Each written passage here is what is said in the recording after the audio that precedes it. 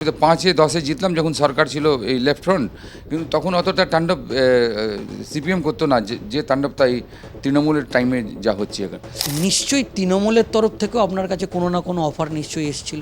বহুবার বহুবার যিনি এখানকার বিধায়িকা, তার বর যিনি সাংসদ, বহুবার আমাকে বলেছেন। উনি মমতা ব্যানার্জি ফোনে কথাও ধরিয়ে দিয়েছিলেন। এই অভয়ার প্রতিবাদ আমার মনে হচ্ছে যে পশ্চিমবাংলার মানুষ নিশ্চয়ই অভয়ার প্রতিবাদে ওই মানুষগুলো উত্তরটা দেবে। মমতা ব্যানার্জি 11তে এলেন, তখন লাইন ছিল, আমি কংগ্রেসের হয়ে ছিলাম, আমি ভালোই প্রচার করেছিলাম, বহুবার ওনার সঙ্গে জেলেও গেছি আমি। কিন্তু দুঃখের কথা যে যেভাবে আমার উপরে ওই 21-এ হলো, এই একটা কারণ আছে যে বিজেপিতে আমি যোগদান করলাম। এবার মানুষের কাছে আমি তো অনেক জায়গায় গেলাম, আমার খুব বিশ্বাস, দৃঢ় বিশ্বাস যে আমি মানুষ আমাকে ভোট দিয়ে আমাকে এমএলএ করবে এবার।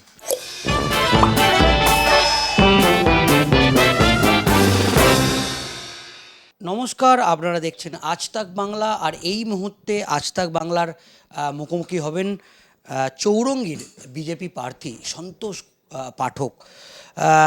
আমরা জানি আমাদের যে বিশেষ সেগমেন্ট আমি এমএলএ হতে চাই, দীর্ঘ প্রায় 22 বছরের 45 নম্বর ওয়ার্ডের তিনি দীর্ঘদিন কাউন্সিলর ছিলেন এবং আমাদের বিশেষ সেগমেন্ট আমি এমএলএ হতে চাই। এই মুহূর্তে সরাসরি সন্তোষ কুমার পাঠক আমাদের সঙ্গে আছে। আমরা সরাসরি সন্তোষদার কাছে চলে যাব। সন্তোষদা, প্রথমে ধন্যবাদ জানাচ্ছি। হ্যাঁ, নমস্কার, শুভ নববর্ষ। সন্তোষদা, প্রথম যে প্রশ্নটা আমরা জানতে চাইবো এবং আমাদের দর্শকরা যেটা জানতে চাইছে সেটা হচ্ছে বিধানসভা নির্বাচনের আগে আপনি দীর্ঘদিন আপনার সঙ্গে কংগ্রেসের সম্পর্ক এবং মানে কেউ ভাবতে পারছে না, এরকমও কেউ কেউ বলছে যে আমরা প্রথমে বুঝতেই মানে মানে একটু চমকে যাওয়ার মতো একটা ব্যাপার হলো, এত বড় একটা মানে সিদ্ধান্ত। আগে সেটা দিয়ে যদি আমরা একটু শুরু করি, কি বলবেন? আমিও মানে এটা ভাবিনি, কিন্তু অনেকে বিজেপির নেতারা আমাকে অনেক দিন ধরে ফোন করছেন, তার মানে শুভেন্দুবাবু ফোন করছেন, অনেকে অনেকে ফোন করছে আমাকে। কিন্তু আমিও দল বদলানোর মানে কোনো সিদ্ধান্ত আমার ছিল না।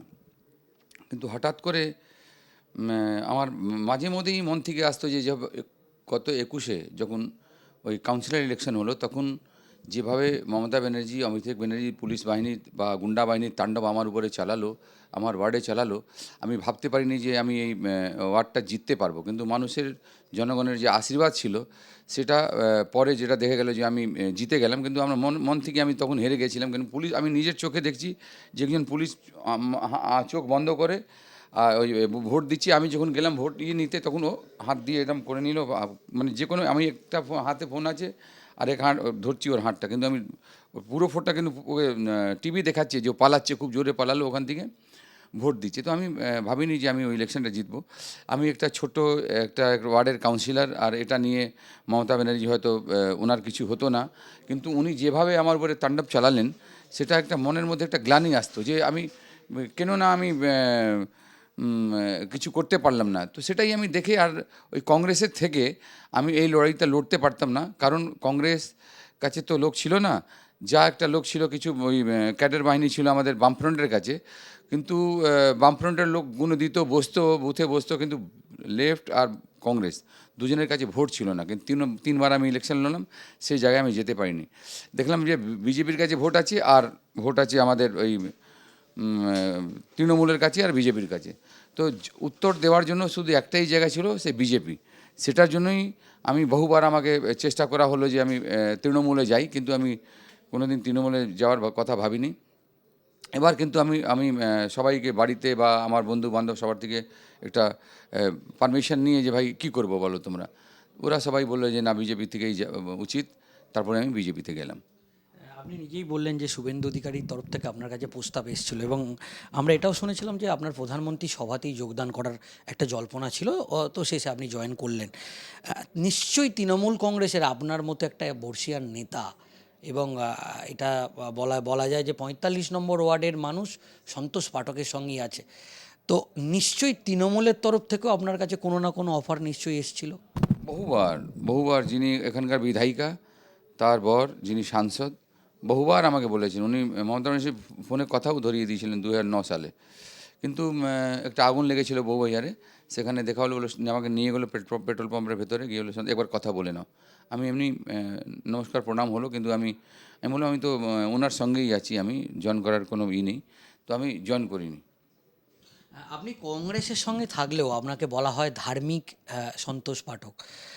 আমরা দেখেছি আপনাকে মানে এই ধর্মীয় যে বিষয়গুলোতে আপনি ওতপ্রোতভাবে জড়িত। এখন পুরোপুরিভাবে আপনি বিজেপিতে, এটা নিয়ে কি বলবেন? না, ধর্মীয় আগেও ছিলাম, এখনও থাকবো, আগামীকালও থাকবো। তো ধর্মীয় রাজনীতিতে কোনো নেই, কিন্তু আমি এদের জন্যই যেভাবে দুর্নীতি এরা করলো এখানে, স্বাস্থ্য নিয়ে বা খাদ্য নিয়ে বা হসপিটাল নিয়ে, হাসপাতাল নিয়ে বা যেখানেই যান দুর্নীতি। আমরা তো বড় বাজারে দেখছি যে ছোট্ট হকার নিয়ে এরা তৃণমূল বাহিনী, পুলিশ সব নিজেদের ভেতরে ভাগবাটোয়ারা করে। পার্কিংয়ের নিয়ে, ছোট ছোট পার্কিংয়ের নিয়ে, যে আমাদের ছেলেরা পার্কিং করতো আগে, তা থেকে পুলিশ জোর করে এই তৃণমূল হাতে জোর করে নিয়ে ওটা তৃণমূলের যে ছেলেদের কাছে দিয়ে দিল। তো এটা একটা মানে যারা বিরোধী রাজনীতি করে তাদের পেছনে তৃণমূল বামফ্রন্ট টাইমে অতটা ছিল না, কারণ আমি তো 5-এ 10-এ জিতলাম যখন সরকার ছিল এই লেফট ফ্রন্ট, কিন্তু তখন অতটা তাণ্ডব সিপিএম করতো না যে তাণ্ডবটা এই তৃণমূলের টাইমে যা হচ্ছে এখন। আর আমি তো যখন মমতা ব্যানার্জি 11তে এলেন তখন অ্যালায়েন্স ছিল, আমি কংগ্রেসের হয়ে ছিলাম, আমি ভালোই প্রচার করেছিলাম, বহুবার ওনার সঙ্গে জেলেও গেছি আমি। কিন্তু দুঃখের কথা যেভাবে আমার উপরে ওই 21-এ হলো, সেটা একটা আমার মনের মধ্যে দুঃখ থাকতো যদি আমি উত্তর না দিতে পারতাম। সেই কারণেই আমি বেসিক্যালি, সেই একটা কারণ আছে যে আমি ওখানে গিয়ে বিজেপিতে আমি যোগদান করলাম। সেটা হচ্ছে আমরা যেদিনকে নমিনেশন আপনি জমা দিতে গেলেন তার আগে একটি সভা হলো বাইরে। শুভেন্দু অধিকারী প্রকাশ্যে সবার সামনে মন্তব্য করলেন দাবাং নেতা আপনাকে, কোট আনকোট। এবং আমরা দেখলাম যে বিজেপির কেন্দ্রীয় নেতৃত্ব আপনাকে দলে যোগদান করার পর যেভাবে একটা গুরুত্ব দিল, এবং শুভেন্দু অধিকারী প্রকাশ্যে এই যে কোট আনকোট দাবাং নেতা সন্তোষ কুমার পাঠক, এবং কেন্দ্রীয় নেতৃত্ব আস্থা রাখলো, কতটা আশাবাদী? না, আমি খুবই আশাবাদী। দাবাং টামা আমি বুঝি না, কিন্তু আমি মানুষের সেবা করি। যদি আপনি মানুষের সেবা না করেন, গুন্ডামি করে তো মানুষের আপনি ভোট অর্জন করতে পারবেন না। তো আমি মানুষের সেবা করেই এই জায়গায় ছিলাম, মানুষের সবসময় দুঃখে সুখে আমি ছিলাম। আর শুধু 22 বছর না, এর আগেও যারা কাউন্সিলর এমএলএ এখানে হয়েছেন, এখানে তাপস রায়ও এমএলএ হয়েছেন একবার, আমি ওনার ইলেকশনে ছিলাম। হৃদয়ানন্দ গুপ্ত মাত্র 100 ভোটে জিতেছিলেন, আমার জন্যই হয়েছিল সেটা। তো বহুদিনে 95 থেকে আমি এই অঞ্চলে লোকের সুখে দুঃখে ছিলাম, সেটার জন্য এখনও মানুষ আমাকে খুব আশীর্বাদ করে। আর আমার বিশ্বাস যে এবার 100% আমরা এই সিটটা এবার জিতবো আমরা। আপনি নিজেই বললেন যে চৌরঙ্গি, আমাদের সেম প্রশ্ন ছিল যে চৌরঙ্গি বিধানসভাটাকে আপনি হাতের তালুর মতো চেনেন। এদিকে আমরা জানি যে তৃণমূল কংগ্রেসের প্রার্থী নয়না বন্দ্যোপাধ্যায়, ওদিকে সুদীপ বন্দ্যোপাধ্যায়, এবং এই বিধানসভা কেন্দ্রে একটা সংখ্যালঘুদেরও একটা বড় অংশের ভোট ব্যাংক আছে। তো এখনো পর্যন্ত আপনি যে প্রচার করছেন, আপনি চৌরঙ্গির মানুষের হৃদস্পন্দন বোঝেন, এবং আমরা যেটা দেখেছি যে 45 নম্বর ওয়ার্ডের আপনি একটা মডেল। এখানে যে পৌর পরিষেবা দিয়েছেন, মানে আমরা যদি বলি পৌরসভার পরই একটা বিধানসভা একটা ধাপ বলা যেতে পারে, তার আগে 45 নম্বর ওয়ার্ডে আপনি একটা মডেল। তো এবার কি বুঝছেন? না, আমি এবার তো জিতবই। আর দ্বিতীয় কারণ, যে যখন অভয়ার কাণ্ডটা হলো, তখন এই সাংসদ বা সাংসদের বউ, যিনি আমার বিধায়িকা, কোনোদিন আমার মনে হয়নি ওনারা গিয়ে ওখানে গেছেন। আমরা আন্দোলনে ছিলাম, যেখানে আমাদের ডাকা হতো আমরা যেতাম, কিন্তু ওই অভয়ার কাণ্ডে কেউ এরা দেখতে যায়নি, বা ভয়ে বা যে কোনো কারণে। তো অত বড় একটা কাণ্ড হলো বাংলায়, কিন্তু যেখানে জনপ্রতিনিধি আমাদের সুদীপ বন্দ্যোপাধ্যায়, তিনিও যাননি। মহিলা, ইনি নেত্রী, বহুদিনের নেত্রী ইনি, এমএলএ এখানকার, তিনিও দেখতে যাননি ইনি। তো এই অভয়ার প্রতিবাদ, আমার মনে হচ্ছে যে পশ্চিমবাংলার মানুষ নিশ্চয়ই অভয়ার প্রতিবাদে ওই মানুষগুলো উত্তরটা দেবে। আর সেটা আর কোনো জায়গা নেই, সেটা বিজেপির দিকেই দিয়ে এই একে উৎখাত করবে তৃণমূলকে। সেটা হচ্ছে এই মুহূর্তে চৌরঙ্গী বিধানসভা কেন্দ্রের সমস্যা কি আছে, এবং আপনি তো বাড়িতে বাড়িতেও যাচ্ছেন, বিভিন্ন প্রচার করছেন, চৌরঙ্গীর জন্য কোনো রুট প্ল্যান করেছেন যে এই কাজগুলোকে আপনি প্রাধান্য দেবেন আগামী দিনে, এবং সেগুলোর ওপর ইতিমধ্যে আপনি গুরুত্ব দেবেন বা দেখছেন? আমাদের বিশেষ সেগমেন্ট আমি এমএলএ হব, তো আমাদের আজ তাক বাংলার দর্শকদের মাধ্যম দিয়ে চৌরঙ্গীর যারা সাধারণ ভোটার তাদের উদ্দেশ্যে আপনি কি বলবেন? এই সবে তো আমি এসেছি, কিন্তু আমি 2-3 বার এখানে লড়েছি। খুবই খারাপ পরিস্থিতি, আপনি বস্তি বস্তি গিয়ে দেখবেন আপনারা। খুবই খারাপ পরিস্থিতি। আমি নিশ্চয়ই চেষ্টা করব যে যতটা ভালো করতে করি। আর যেভাবে আমি আমার ৪৫ নম্বর ওয়ার্ডের লোকেদের কাছে আমি আমাকে গ্রহণযোগ্য আমাকে বানিয়েছে বা আমাকে আশীর্বাদ দিয়েছে, আমি খুবই চেষ্টা করব যে মানে পুরো চৌরঙ্গিতে আমি একটা এরম কাজ করি যে আমাকে মানুষ বলে যে হ্যাঁ, সন্তোষ পাঠক আমার ঘরের ছেলে, আমার ছোট ভাই, আমার বড়দা। আমি সন্তোষ পাঠকের সঙ্গে আছি, সন্তোষ পাঠক ভালো কাজ করে। আমি একটা এই খ্যাতিটা অর্জন করব আমি যদি আমাকে মানুষ আশীর্বাদ দেয়। আর এবার মানুষের কাছে আমি তো অনেক জায়গায় গেলাম, আমার খুব দৃঢ় বিশ্বাস যে মানুষ আমাকে ভোট দিয়ে আমাকে এমএলএ করবে এবার। বলছি আপনার এই বিধানসভা কেন্দ্রে চৌরঙ্গিটার একটা বড় অংশে বিভিন্ন অফিস পাড়া আছে এবং এখানে ফুটপাতেরও এই ধরনের অনেক কিছু সমস্যা আছে। সেই ব্যাপারে কি কোনো কিছু আপনি এখনো পর্যন্ত নির্বাচন করেছেন বা দেখেছেন? আমি আমাদের সরকার যদি বদলায় আমি নিশ্চয়ই একটা রুট ম্যাপ তৈরি করব সিনিয়রদেরকে নিয়ে। আর খুব ভালো ব্যবস্থা করবো যাতে মানুষের যাতায়াতে কোনো অসুবিধা না হয়, আর ওদের জন্য কোনো অসুবিধা না হয়। আমি এভাবে একটা ব্যবস্থা করব আমি। তৃণমূল কংগ্রেসের পক্ষ থেকে একটা অভিযোগ করা হচ্ছে নয়না ব্যানার্জির তরফ থেকে যে সন্তোষ পাঠক বাধ্য হয়ে বিজেপিতে যোগ দিয়েছেন, কারণ আপনার ওয়ার্ডের একটা বড় অংশের যে ভোটার তারা নাকি এখানে থাকে না, তাদের নাম নাকি এসআইআরে বাদ চলে গিয়েছে। এমনকি এটাও অভিযোগ করা হচ্ছে যে শুভেন্দু অধিকারীর সঙ্গে কোনো চুক্তি হয়েছে যেটা নির্বাচন কমিশন আপনাকে ভবিষ্যতে সহযোগিতা করবে। তাই ৪৫ নম্বর ওয়ার্ডটাকে বাঁচানোর জন্যে ২৬-এর বিধানসভা নির্বাচন জেতা না, ৪৫ নম্বর ওয়ার্ডটা বাঁচানোর জন্যই আপনি এই জায়গা বদল করেছেন, কি বলবেন? ২০০৪-এ উনার বর যিনি সাংসদ, উনি মমতা ব্যানার্জিকে খুব গালাগাল করে আর বলেছিলেন যে এই দলটা আমাকে ৬ বছর জন্য নিষ্কাশিত করেছি, ৬ বছর এই দলটা বাঁচবে না, এই দলটাকে আমি থু করি। আর তখন ইনি ইলেকশন লড়েছিলেন কংগ্রেসের অ্যালায়েন্সে, ওনার জামানত জব্দ হয়ে গেছিলো। তো উনি তা অতটাই ফেভারিট যদি থাকতেন তাহলে ২০০৪, আজ থেকে ২২ বছর আগে নিশ্চয়ই উনি এখান থেকে মানুষ উনাকে আশীর্বাদ করতো আর উনি সাংসদ হয়ে যেতেন। কিন্তু উনি উনাকে জামানত জব্দ করে দিয়েছিল। তো সে আমার সঙ্গে হয়নি এটা। আমি যখনই জিতেছি মানুষ আমাকে আমি দাঁড়িয়েছি, আমাকে মানুষ আশীর্বাদ করেছে। তো আমার বিশ্বাস যে আমি মানুষের সেবা করেই রাজনীতিটা করি, সেটার জন্য মানুষ আমাকে ওই ৪৫ নম্বর ওয়ার্ডে কী হবে না হবে উনি অতটা জানেন। উনার জামানত জব্দ সাংসদ যখন দাঁড়িয়েছিলেন না, উনার জামানত জব্দ ৬০০-৫০০ ভোট পেয়েছিল উনি। কোনো দিন এখান থেকে ভালো ভোট উনি যদি এসআইআরে ওনাদের দুঃখ আছে ওনাদের, আমার কিছুই আসে যায় না। আমি তো মানুষের সেবা করে এই জায়গায় ওনাদের কেউ পায় না, না সাংসদকে পায় না বিধায়িকাকে কোনো জায়গায় পায়, কোনো জায়গায় ওনারা যান না।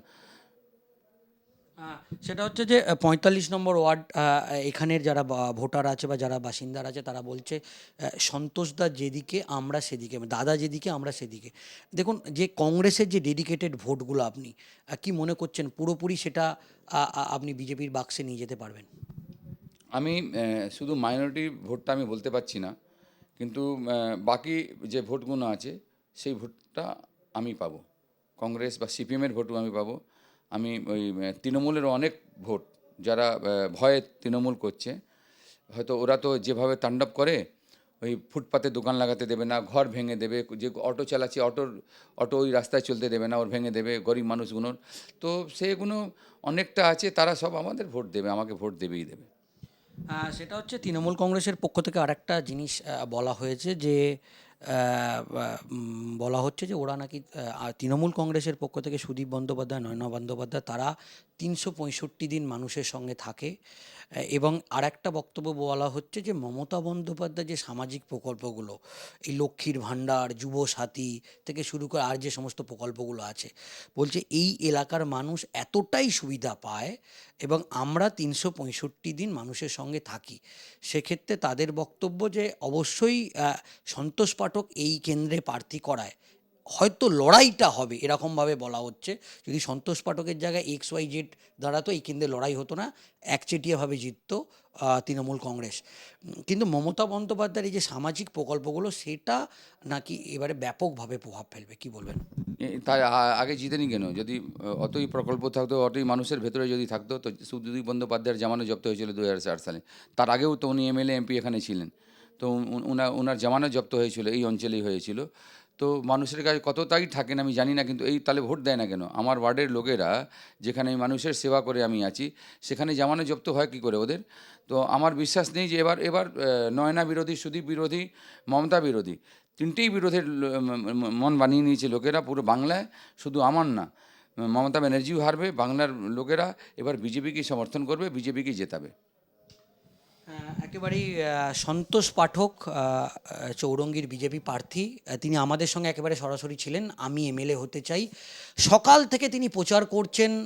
আজকে একটি বিশেষ দিন, সেখানেও তিনি একটি শোভাযাত্রার অংশ নিয়েছিলেন এবং সেই প্রচারের ফাঁকে সকাল থেকে রাত্রির পর্যন্ত পরিশ্রম করছেন। তার ফাঁকে জাস্ট কিছুটা সময় তিনি আজ তাক বাংলাকে দিলেন এবং চৌরঙ্গীর যে রুট ম্যাপ তিনি তৈরি করেছেন এবং 26-এর বিধানসভা নির্বাচনে তিনি ব্যাপক সাড়া পাচ্ছেন এবং তিনি 45 নম্বর ওয়ার্ডের একটি মডেল, সেই মডেলটাকেই আগামী দিনে 2026-এর বিধানসভা নির্বাচনে এই মডেলকে সামনে রেখেই যে তিনি এখানে যে পুরো পরিষেবা দিয়েছেন, সেই পরিষেবা এবং তার যে এক্সপিরিয়েন্স আছে, তিনি চৌরঙ্গিটাকে হাতের তালুর মতো চেনেন এবং সেই হাতের তালুর মতো যেহেতু চেনেন, এলাকার কী সমস্যাগুলো, সেই সমস্যাগুলোকে তিনি ভালো করে বোঝেন এবং তিনি বলছেন যে মানুষ 2026-এর যে বিধানসভা নির্বাচন, সেই বিধানসভা নির্বাচনে গোটা রাজ্যে যেরকমভাবে পরিবর্তন